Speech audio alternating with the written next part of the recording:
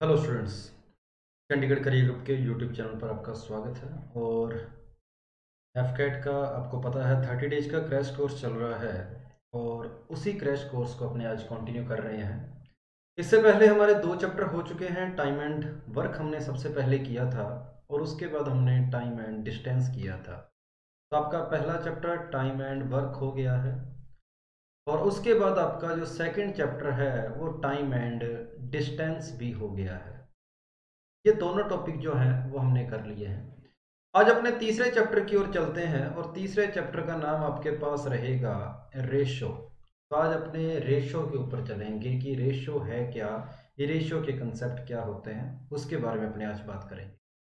तो जैसा कि आपको सिंपल बिल्कुल बेसिक बात तो पता ही होगी कि जैसे 15 और जो 25 है इसको अपने रेशो से 3:5 लिखा करते हैं। तो जो इसमें मैक्सिमम फैक्टर कॉमन आ रहा था 15 और 25 में ज्यादा से ज्यादा जो कॉमन आ रहा था आपने उससे दोनों को डिवाइड कर दिया। तो आपने 15 और 25 को दोनों को एक नंबर से डिवाइड किया और वो नंबर आपके पास 5 था। तो जिस नंबर से जिस बड़े से बड़े नंबर से आपने इसको दोनों को डिवाइड किया है वो जो नंबर था 5, उसको अपने एचसीएफ बोला करते हैं कि 15 और 25 का जो एचसीएफ है वो 5 आएगा। मतलब उनमें ज्यादा से ज्यादा जो कॉमन आ रहा होता है वही फैक्टर हमारे पास एचसीएफ होता है। ज्यादा से ज्यादा जो कॉमन आ रहा होता है उसी फैक्टर को अपने एचसीएफ बोलते हैं। तो जब मैंने 15 और 25 को कैंसिल किया, 15 और 25 को कैंसिल किया तो हमारे पास 3:5 आ गया। हमारे पास 3:5 आ रहा है। ये सिंपलेस्ट आपके पास रेशो हो गया। ये बात आपको समझ आई होगी। तो आज अपने सीधे क्वेश्चंस के ऊपर चलेंगे और जो भी क्वेश्चन करेंगे उससे रिलेटेड क्वेश्चन को आपने कैसे करना है उनके बारे में अपने उस क्वेश्चन के साथ ही बात करेंगे। तो पहले क्वेश्चन के साथ अपने शुरू करते हैं। पहला क्वेश्चन कुछ इस तरीके से है। कहता है if a ratio b is equal to 7:9 है और बी रेशो सी आपके पास 15:7 है, तो ए और सी का रेशो बताओ क्या होगा। तो आपने इस क्वेश्चन में देखा कि ए और बी का रेशो दे रखा है 7/9 दे रखा है। बी और सी का रेशो दे रखा है 15/7 दे रखा है। ए और बी का रेशो गिवन है, बी और सी का रेशो गिवन है। इसको सिंप्लीफाई करके ए रेशो सी का रेशो निकालना है। तो सबसे पहले काम आपने क्या करना है, अगर मैं आपको इसकी बेसिक अप्रोच बताऊं तो बेसिक कंसेप्ट ये रहता है कि ए और बी में, बी और सी में जो कॉमन है उसकी वैल्यू को सेम बनाओ। जो दोनों में आ रहा है तो आपने देखा बी इसके अंदर भी आ रहा है, बी इसके अंदर भी आ रहा है, तो इन दोनों की वैल्यू को सेम बनाने की कोशिश करो। तो एक ऐसा नंबर बनाओ जो 15 की टेबल में भी आए और 9 की टेबल में भी आए। 15 और 9 दोनों की टेबल में नंबर 45 होता है, तो दोनों को 45 बनाने की कोशिश कर लो। तो 15 को 3 से मल्टीप्लाई किया 45 बन गया। बी को यहां 9 को 5 से मल्टीप्लाई कर दिया, ये भी 45 बन गया। यहां 5 से मल्टीप्लाई किया है तो ऊपर भी करना पड़ेगा, ऊपर 3 से मल्टीप्लाई किया है तो अपने को डिनोमिनेटर में भी 3 से मल्टीप्लाई करना पड़ेगा। अब आप देख सकते हैं ए की वैल्यू आपके पास 7 × 5 35 आ रही है। बी की वैल्यू आपके पास 9 × 5 45 आ रही है। और सी की वैल्यू आपके पास आ रही है 7 × 3 21 आ रही है। ये आपके पास ए, बी और सी का रेशो हो गया। अब क्वेश्चन में तो ए और सी का रेशो पूछा था, तो आप इन दोनों का जब रेशो बताएंगे तो 35 और 21 ये दोनों 7 से जब आप कैंसिल कर देंगे तो आपको 5:3 इस क्वेश्चन का आंसर मिल जाएगा। ये तो हमने इसकी बेसिक कंसेप्ट के साथ किया है, बेसिक अप्रोच के साथ, जो कि आप सभी को पता होनी चाहिए। अगर इन क्वेश्चनों को अपने थोड़ा शॉर्टकट देखते हैं तो शॉर्टकट का तरीका क्या है वो देख लो कि कभी भी आपको ए रेशो बी दिया हो, बी रेशो सी दिया हो, जब भी ए रेशो बी दिया हो और बी रेशो सी दिया हो, आपने इस तरीके से यहाँ पर जेड बनाने की कोशिश कर लेनी है। और जो ये जेड की ये जो लाइनें हैं वो ए बी सी को बताएगी। तो 7 और 15 इन दोनों को मल्टीप्लाई किया 7 और 15 को, ये ए की वैल्यू आ गई। फिर इस जेड की जो दूसरी लाइन है वो 15 इंटू 9 जो कि 135 आ रही है, ये बी की वैल्यू आ जाएगी। और जेड की जो तीसरी लाइन है वो आपके पास हो जाएगी 9 इंटू में 7 जो कि 63 है, ये आपके पास सी की वैल्यू आ जाएगी। तो सबसे पहले हमने 7 को 15 से मल्टीप्लाई किया, उसके बाद 15 को मल्टीप्लाई किया 9 से, और उसके बाद 9 को मल्टीप्लाई किया 7 से। यहां से आप ए और बी का जब रेशो देखेंगे तो दोनों कैंसिल करके आपका आंसर सेम वही आएगा जो हमने बेसिक से निकाला था, 5:3। तो दोनों नंबर 105 और 63 जो है वो 21 से कैंसिल हो रहे हैं। 105 में 21 का डिवाइड करेंगे 5 बार जाएगा, और 63 में 21 का डिवाइड करेंगे 3 बार जाएगा। तो इस क्वेश्चन का आंसर हो जाएगा 5:3 हो जाएगा। तो ये आपके पास रेशो का पहला और बेसिक क्वेश्चन था। एफकेट के अंदर ऐसे क्वेश्चन काफी पूछे जाते हैं। सेकंड क्वेश्चन की बात करें तो यहां आपने देखा कि 3x इज इक्वल टू दे रखा है 5y इक्वल टू दे रखा है 4z, और आपको x ratio y ratio z find करना है।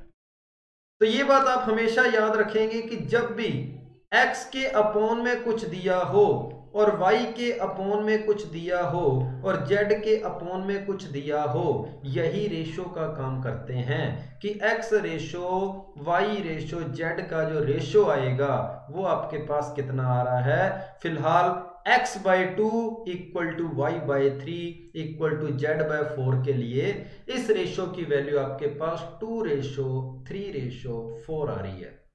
लेकिन यहां ये जो 3, 5, 4 है ये एक्स वाई जेड के अपोन में नहीं है, ये मल्टीप्लाई में है। और मल्टीप्लाई में कोई भी नंबर नहीं होना चाहिए, जो कुछ भी हो डिवाइड में हो। तो इन तीनों को एक ऐसे नंबर से डिवाइड कर दो जो 3, 5 और 4 इन तीनों से डिवाइड हो जाए। यहां पर एक ऐसे नंबर से सभी को डिवाइड कर दो जो 3 की टेबल में भी आए, जो 5 की टेबल में भी आए और जो 4 की टेबल में भी आए।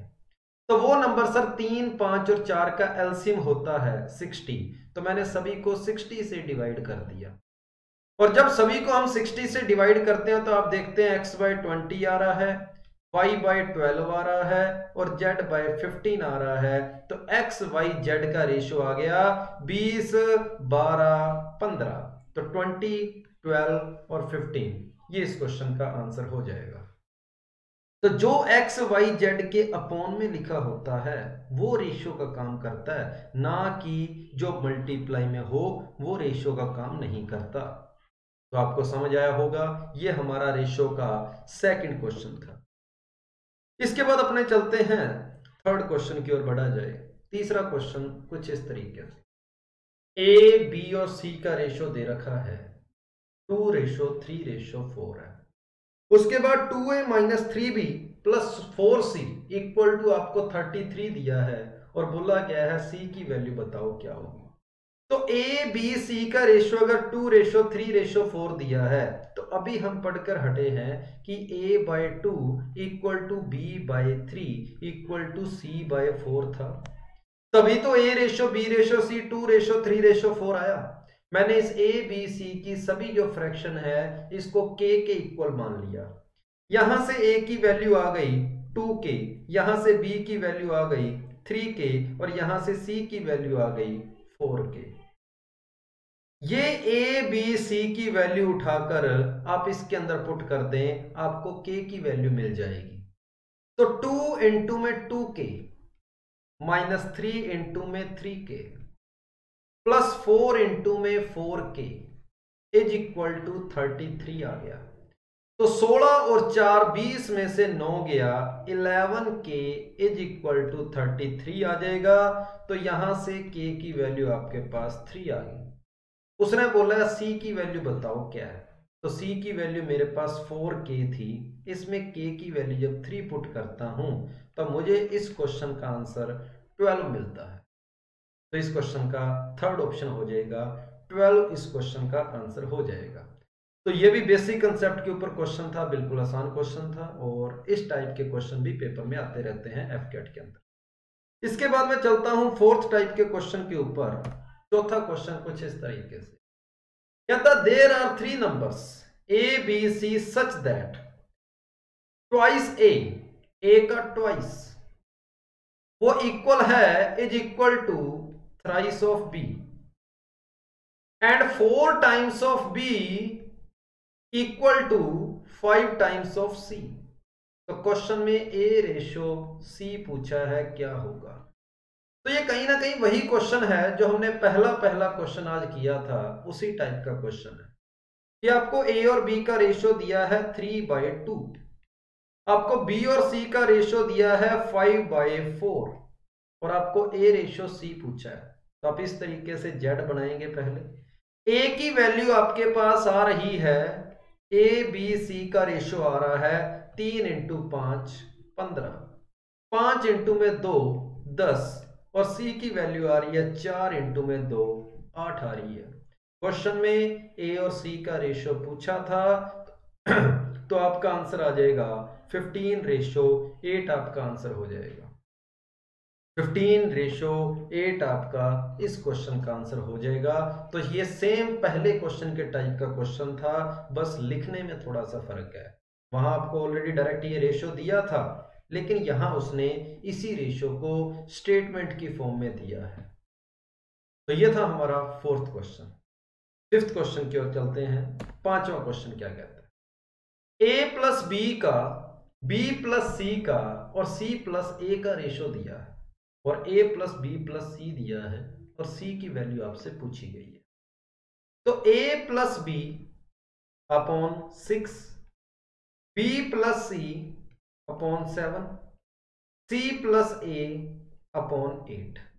यही हमें पढ़ा है हमने अभी थोड़ी देर पहले कि रेशो को हम इस तरीके से लिख सकते हैं। इसको मैंने एक बार इक्वल टू में k मान लिया, तो a प्लस बी की वैल्यू हो गई 6k, b प्लस सी की वैल्यू हो गई 7k, और c प्लस a की वैल्यू हो गई 8k, कुछ इस तरीके से। और मुझे a plus b plus c की जरूरत है, तो मैंने तीनों इक्वेशंस को आपस में ऐड कर दिया। और जब तीनों इक्वेशंस को आपस में ऐड कर रहा हूं तो आप देख रहे हैं 2a plus 2b plus 2c की वैल्यू 21k आ रही है, 21k आ रही है 2a plus 2b plus 2c की वैल्यू। यहां से 2 कॉमन लिया, पीछे बचा a plus b plus c, a plus b plus c is equal to 21k। तो यहां से a plus b plus c की वैल्यू आ गई 21/2k, ये इसकी वैल्यू आ गई, जो कि आपको a plus b plus c की वैल्यू क्वेश्चन में 14 दे रखी है, इसकी वैल्यू 14 है। और जब a plus b plus c की वैल्यू आपके पास 14 है, तो k की वैल्यू आप यहां से निकाल सकते हो कि k की वैल्यू आपके पास 28/21 मतलब 4/3 है। ये आपके पास k की वैल्यू आ गई।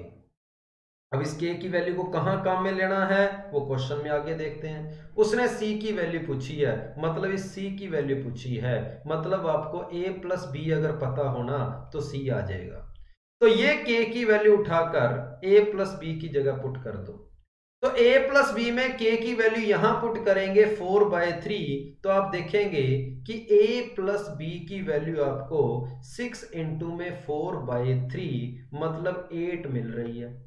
और अगर a प्लस बी की वैल्यू 8 हो गई तो c की वैल्यू आपके पास 6 बच जाएगी, और इस क्वेश्चन का आंसर फर्स्ट ऑप्शन आ जाएगा, 6 आ जाएगा। तो बिल्कुल स्टेप बिल्कुल आसान थे, हल्का सा आप इसको कह सकते हो कि लेंथी जरूर चले गए, लेकिन अगर इतनी आसान कैलकुलेशन है तो इस क्वेश्चन को 1 मिनट के अंदर आप आराम से कर सकते हो, क्योंकि कहीं पर भी इसके अंदर कोई मुश्किल कंसेप्ट नहीं था। तो ये क्वेश्चन नंबर हमारे पास 5वां क्वेश्चन। 6 क्वेश्चन की ओर चलते हैं, 6ठे क्वेश्चन की ओर। यहां पर इनकम और एक्सपेंडिचर की बात की गई है कि ये ए है, ये बी है, ये ए की इनकम है, और आगे यहां पर अपने बी की इनकम लिखेंगे, और साथ में एक्सपेंडिचर की बात की गई है, और साथ में बात उनकी सेविंग की गई है। कहता है ए और बी की इनकम का रेशियो 5:6 है, तो ए की इनकम होगी 5x, बी की इनकम होगी 6x। उन दोनों के खर्चे का रेशियो 3:4 है, तो ए का खर्चा हो गया 3y और बी का खर्चा हो गया 4y, और इसने 1800 रुपए सेव किए हैं। और बी ने 1600 रुपए सेव किए हैं, तो उसने पूछा है बी की मंथली इनकम क्या होगी, ये फाइंड करना है। 6x की जगह पर क्या आएगा, हमने ये फाइंड करना।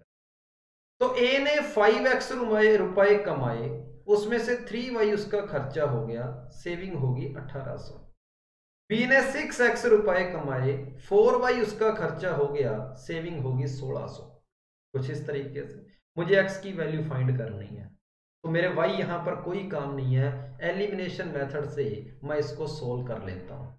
तो यहां आया 20x माइनस यहां से आएगा 18x, तो 20x में से 18x को माइनस किया 2x आ जाएगा, y से y तो कैंसिल ही हो जाएगा, और 7200 में से 4800 अपने माइनस करेंगे तो आपको 2400 मिलेगा। और 2x की वैल्यू अगर 2400 हो गई तो x की वैल्यू आपके पास 1200 आ जाएगी।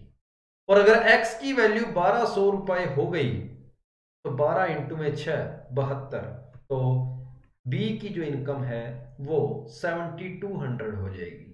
तो बी की इनकम आपके पास आ जाएगी 7200, ये आपका इस क्वेश्चन का आंसर हो जाएगा, डी ऑप्शन। तो मैंने इनकम में से एक्सपेंडिचर को माइनस कर दिया, और इनकम में से जब अपने खर्चे को माइनस कर देंगे तो हमारे पास सेविंग ही तो आएगी। तो 5x minus 3y is equal to 1800। समझ आया होगा सभी को। अगले क्वेश्चन की ओर बढ़ते हैं। सेम इसी टाइप का क्वेश्चन जो अभी हमने किया था इनकम और एक्सपेंडिचर का, उसी टाइप का question. The monthly income of 2 person, वही दो बंदे, एक ए मान लो एक बी मान लो। यहां हम उनके इनकम की बात करेंगे, फिर एक्सपेंडिचर की बात करेंगे, फिर सेविंग की बात करेंगे। ए और बी की इनकम का रेशियो 2:3 है, तो ए की इनकम 2x मान ली और बी की इनकम 3x मान ली। उन दोनों के खर्चे का रेशियो 5:9 है, तो बी का खर्चा 5y मान लिया और सी का खर्चा ए का खर्चा 5y ले लिया और बी का खर्चा 9y ले लिया। दोनों ने 600 रुपए सेव किए हैं। पूछा गया है उन दोनों की मंथली इनकम बताओ क्या होगी, तो हमें 2x और 3x की वैल्यू पूछी है क्या होगी इस 2x और 3x की। तो पहले वाले क्वेश्चन की तरह इनकम में से एक्सपेंडिचर को माइनस कर दो, बराबर सेविंग के आ गया। फिर इनकम में से एक्सपेंडिचर को माइनस कर दो, बराबर सेविंग के आ गया। इन दोनों इक्वेशन को सोल्व करके मुझे x की वैल्यू बतानी है क्या होगी। तो y को खत्म करना है तो एलिमिनेट कर देंगे, इसको 9 से मल्टीप्लाई, इसको 5 से मल्टीप्लाई, तो ये आपके पास आएगा 18x में से 15x को माइनस करेंगे तो 3x आ गया। 5400 में से 3000 को माइनस करेंगे तो 2400 आ गया, तो x की वैल्यू आपके पास 800 आ गई। और अगर ये x की वैल्यू 800 हम यहां और यहां पुट करते हैं तो 8 इंटू 2 1600, 8 इंटू 3 2400, इस क्वेश्चन का आंसर हो जाएगा आपके पास थर्ड ऑप्शन हो जाएगा, 1600 और 2400 इस क्वेश्चन का आंसर हो जाएगा। तो ये था हमारा इनकम और एक्सपेंडिचर के ऊपर क्वेश्चन, और ये हमारा अभी तक का 7वां क्वेश्चन था। 8th क्वेश्चन की ओर चलते हैं। ये एज के ऊपर आ गया क्वेश्चन, एज के ऊपर क्वेश्चन है। The ratio between Smith's age and Prakash age at present age 2:3। Present की बात की गई।